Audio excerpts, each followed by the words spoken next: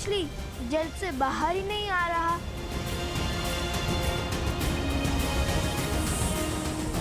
चलो, धारा पर तो आया।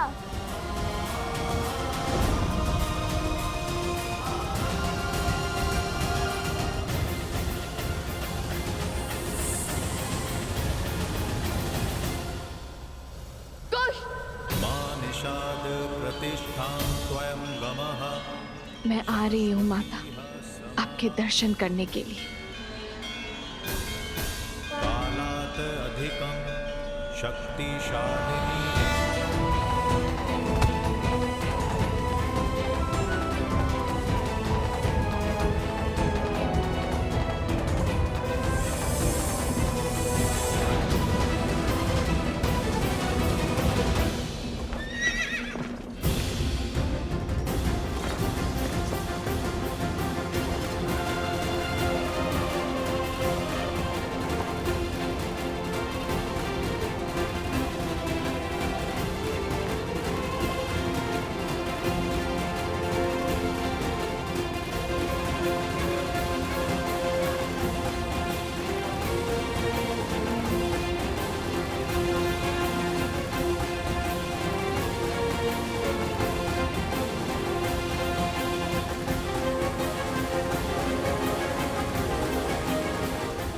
सर्प तो पुनः वन में जाने की तैयारी में लगता है।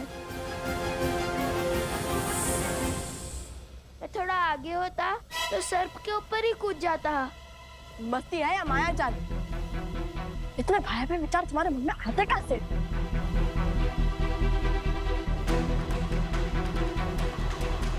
भैया! कुश!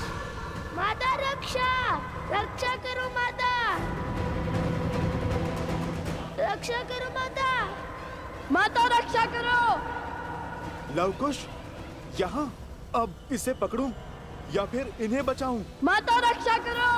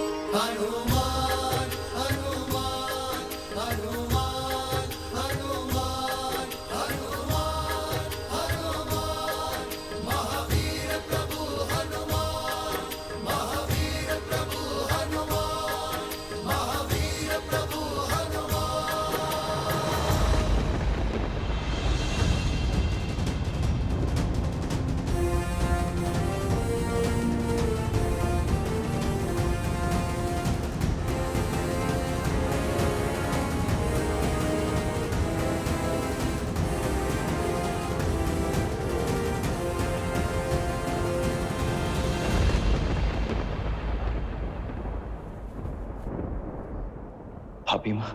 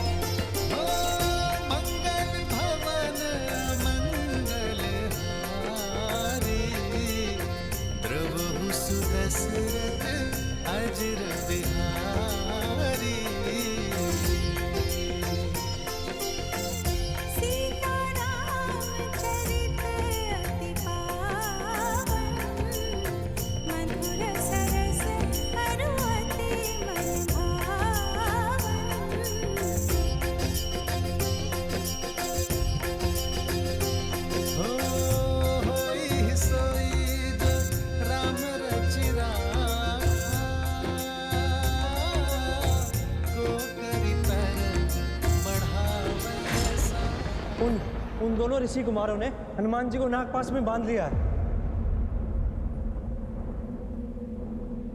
हो रघुकुल रीत सदा चली आई, प्राण जाए पर वचन न जाए।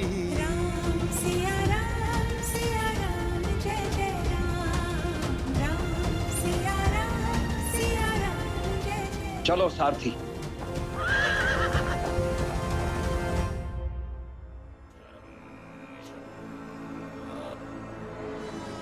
बस आधा पैर और शेष है। आधे पैर में वो अश्व और इस गुरुकुल का स्वप्न दोनों ध्वस्त हो जाएगा। आओ, इस शक्तिशाली राज्य की शक्ति छीनने वाला, स्थिर राज्य को अस्थिर करने वाला अखाद्य अभेद्य विष देता हूं। हर मन में उस विष को भरता हूं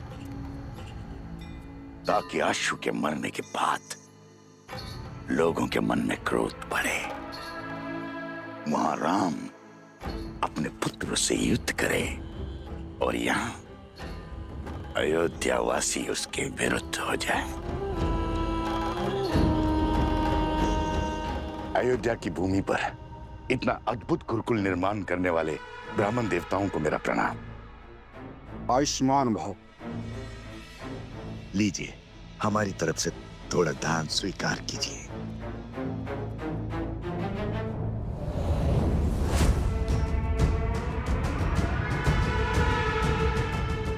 ब्राह्मण देवता, ये गुरुकुल शीघ्र ही आरंभ हो जाएगा ना? हाँ हाँ अवश्य। इसमें आपको कोई संदेह है? नहीं नहीं, मैंने तो सुना है कि अश्वमेध यज्ञ पूर्ण होते ही ये गुरुकुल आरंभ हो जाएगा, किंतु सुनने में तो ये भी आया है कि अश्वमेध यज्ञ कभी पूर्ण ही नहीं होगा। तात्पर्य? मैं क्या जानू, मैं तो सदा सेवक रहा हूं अयोध्या का। मुझे तो केवल इतना पता चला है कि यज्ञ के अश्व को 2 बालकों ने पकड़ रखा है, और तो और राज अनुज शत्रुघ्न दत्त को परास्त करके मूर्छित कर दिया उन दोनों बालकों ने। क्या 2 बालकों ने? और तो और हनुमान जी तक को नागपाश में बांध दिया। हनुमान जी को बांध लिया? हनुमान जी तो महावीर हैं। महावीर हनुमान ही क्या, पूरा राज्य परिवार मिलकर भी उन दोनों बालकों से पार नहीं पा रहा है। भरत और लक्ष्मण भी वहीं फंसे हैं। जब ऐसे ऐसे महाबली अपनी रक्षा नहीं कर पा रहे तो हमारी रक्षा कौन करेगा? प्रश्न और पीड़ा तो उचित है, किंतु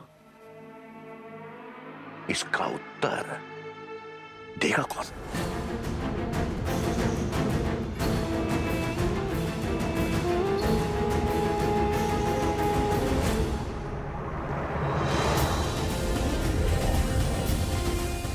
अरे हनुमान जी भूल गए, हम भी हैं यहाँ। आप सर्प का पीछा कीजिए, शक्ति प्रदर्शन नहीं।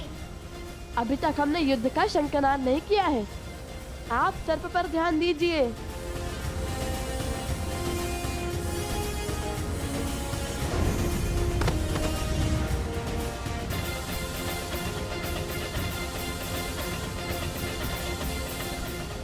कुश, उस सर्प को पकड़ने के बाद ही हम अश्वमेध के अश्व तक पहुंच पाएंगे।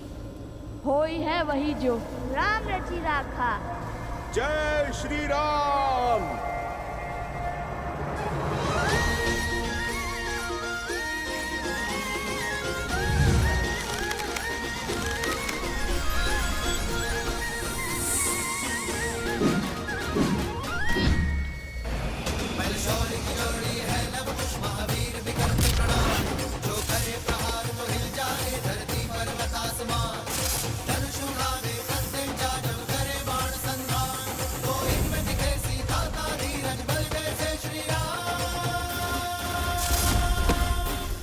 अद्भुत अद्भुत बालकों, अंततः आप दोनों ने सिद्ध कर ही दिया कि आप मेरे प्रभु। क्या क्या कहा आपने?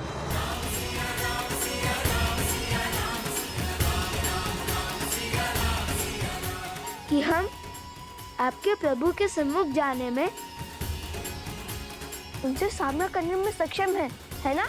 हाँ हाँ, मैं तो यही कह रहा था। बच गया। जय श्री राम। चलो अब शीघ्र ही श्री राम को हमारे प्रश्नों के उत्तर देने ही होंगे, और यदि उन्होंने ऐसा नहीं किया तो सभी गुरुकुलों का कार्य समाप्त होने को महाराज। अब केवल शिक्षकों की नियुक्ति शेष है। हमें महाराज से मिलना है। नहीं नहीं, हमसे भेंट करनी ही होगी उन्हें।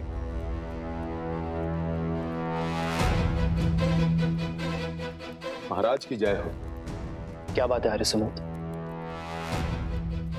बाहर ये कोलाहल कैसा? और आप भी चिंतित दिखाई दे रहे हैं। प्रजा में चिंता की लहर है महाराज। अयोध्या वासियों को अश्व के लुप्त होने का समाचार मिल गया। सभी बाहर खड़े हैं। एक बार कृपया उनसे मिल लीजिए। अश्वमेध यज्ञ मुझे पकड़कर भी कुछ नहीं कर पाओगे। ये प्रयास निरर्थक रहेगा। मारना है तो मार दो, कोई भय नहीं है मुझे।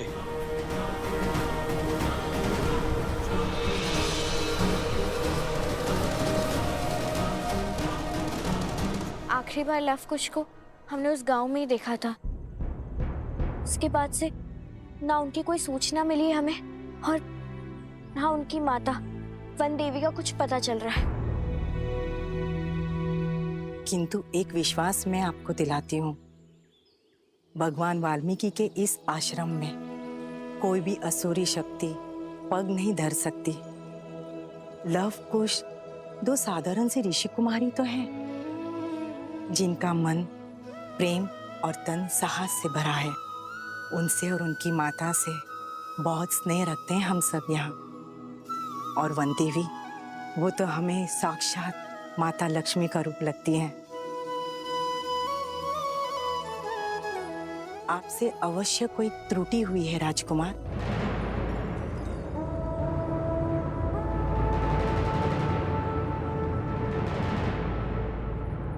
भगवान वाल्मीकि की अनुपस्थिति में मैं यहाँ अयोध्या की परंपरा को धूमिल करने अथवा किसी को भयभीत करने नहीं आया हूँ। हमारा तो धर्म ही है ऋषि मुनियों की सहायता करना, उनकी रक्षा करना। मैं स्वयं भी भगवान वाल्मीकि का हृदय से अत्यंत सम्मान करता हूँ, परंतु उन दोनों बालकों ने जो किया है वो राजद्रोह है।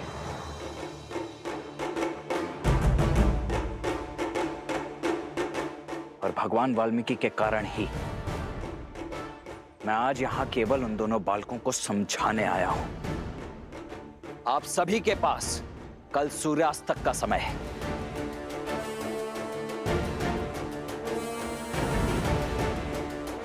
या तो लवकुश को समझाइए, उनकी माता को समझाइए, या इस समस्या का कोई और समाधान खोजिए। क्योंकि यदि कल सूर्यास्त तक लवकुश ने अश्वमेध यज्ञ का अश्व नहीं लौटाया तो उन दोनों के साथ जो कुछ होगा उसका उत्तरदायित्व राजा राम का कदापि नहीं होगा।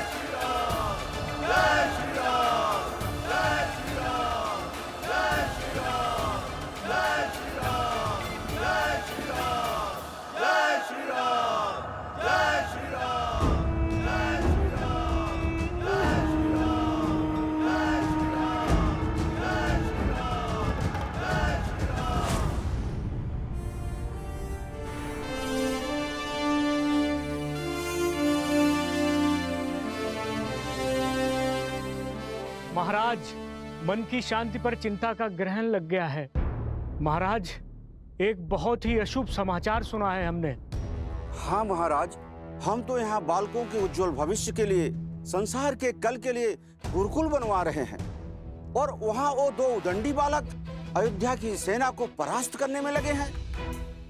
हम उनसे अपना अश्व पुनः नहीं ले पा रहे हैं। इस घटना ने हमारी ख्याति को धूमिल कर दिया है प्रभु। कहीं देवता हमसे रुष्ट तो नहीं गए? कहीं अयोध्या के सर कोई आपदा तो नहीं?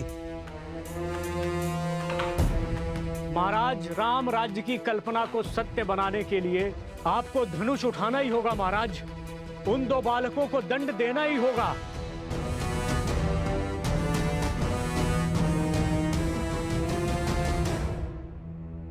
उन 2 निर्दोष अबोध बालकों को मारकर क्या सार्थक होगा राम राज्य का स्वप्न?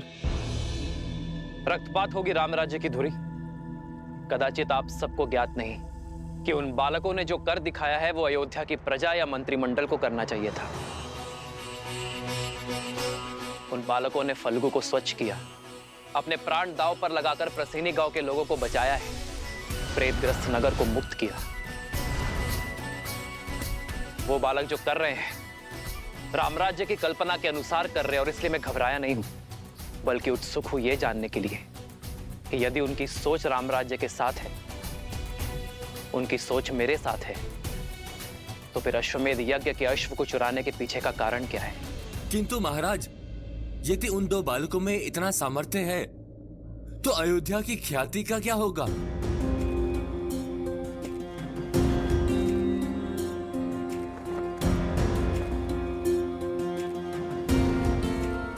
अयोध्या की ख्याति का केवल 2 बालकों के वध में है।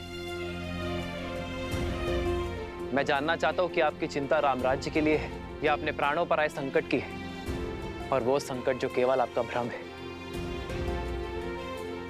जो रामराज्य के साथ है उनके मन में चिंता नहीं, कर्म में साहस और धर्म होता है, जो उन 2 बालकों के कर्म में है। और आप चाहते कि मैं आपके संतोष के लिए धनुष उठाकर उन बालकों के प्राण ले लूं, किंतु अयोध्या का राजा होने के नाते, महाराज दशरथ का पुत्र होने के नाते मैं ऐसा नहीं कर सकता। किंतु एक वचन अवश्य देता हूं कि ये राम अपनी अयोध्या पर संकट नहीं आने देगा। ओ रघुकुल रीत सदा चली आई, प्राण जाए पर वचन न जाई।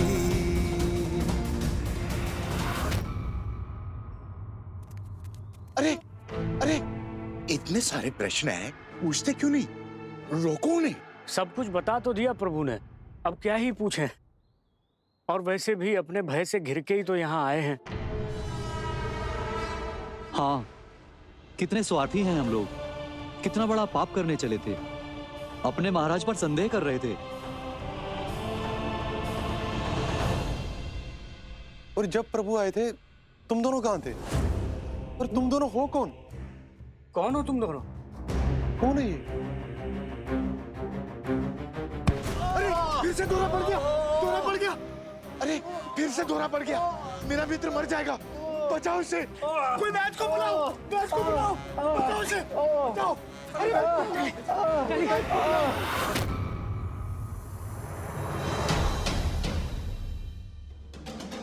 देख क्या रहे हैं भैया?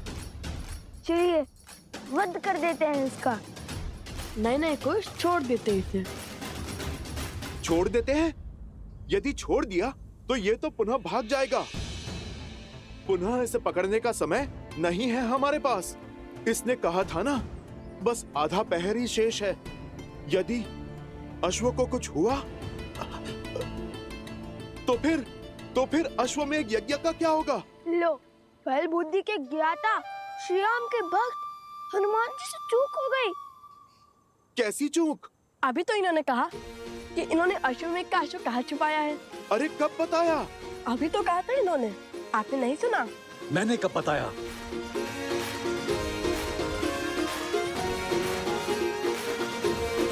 अरे मुझे तो बताओ कि अश्व कहाँ है? लो, आपने भी नहीं सुना। और वैसे भी हम आपको क्यों बताएं? यदि आपने हमसे पहले उस अश्व को अपने संरक्षण में ले लिया तो चलिए भैया चलते हैं। मैंने कब बताया? आत्मविश्वास अच्छा है, अति आत्मविश्वास नहीं। अभी विचार बनकर हंस हंस कर सब बता दिया, अब सब कुछ भूल गए।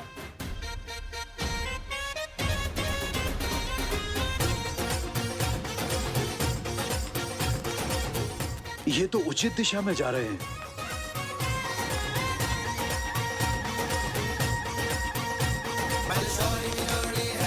महावीर विकर्त प्रणाम, जो करे प्रहार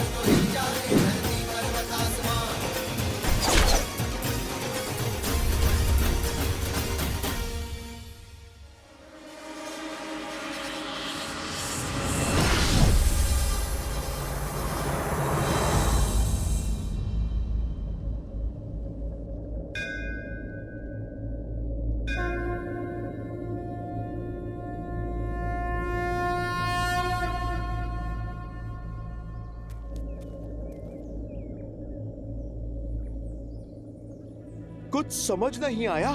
उस सर्प ने अश्व का मार्ग कब बताया?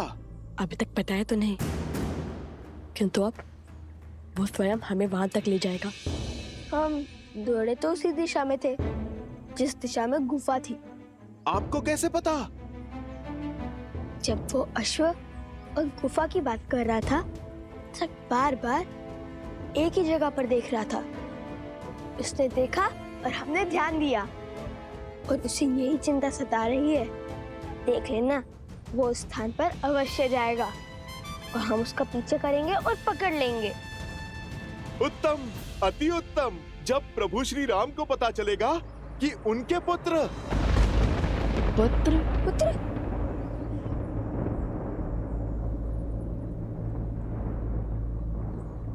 उनके भक्त साहसी ही नहीं, बुद्धिमान भी है, तो प्रभु कितने प्रसन्न हो जाएंगे। आप मेरी बात मानिए, हम अश्व लेकर सीधे प्रभु के पास चलते हैं। पहले अश्व पकड़ ले, इससे बातें बाद में निश्चित कर लेंगे।